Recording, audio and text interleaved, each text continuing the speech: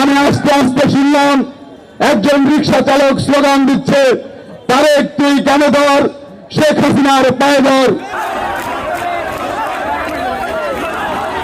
আজ থেকে ছাত্রলীগের শাখার কোনো পরিচয় নেই।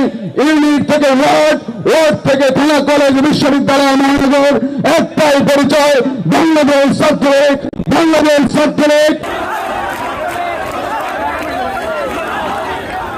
জানুয়ারির 7 তারিখ যে নির্বাচন, সেই নির্বাচনকে সামনে রেখে ঢাকা মহানগর দক্ষিণ ছাত্রলীগের প্রত্যেকটি নেতাকর্মীকে নির্দেশনা প্রদান করছে যে আজকে থেকে নৌকা মার্কার প্রচারণায় নেমে যেতে হবে এবং অলিতে গলিতে পাহারা দিতে হবে, যেন এই জামাত বিএনপির প্রেতাত্মারা আমাদের সরকারি সম্পদ, সাধারণ জনগণের জানমালের কোনো ক্ষয়ক্ষতি করতে না পারে।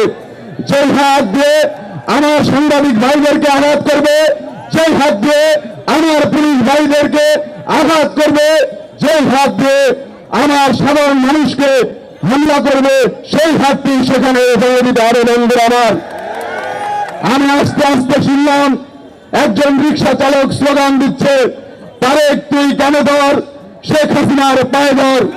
সংগ্রামী সাথী বন্ধুরা আমার, এই দেশের উন্নয়নের জন্য, অগ্রগতির জন্য একমাত্র সরকার প্রধান হিসেবে শেখ হাসিনার অনিবার্য সত্য, এটা আজকের এই সমাবেশে ছাত্র সমাজ প্রমাণ করেছে। বন্ধুরা আমার, দ্বাদশ নির্বাচনে মাননীয় প্রধানমন্ত্রীকে পঞ্চমবারের মতো প্রধানমন্ত্রী নির্বাচিত করে ঢাকা মহানগর দক্ষিণ ছাত্র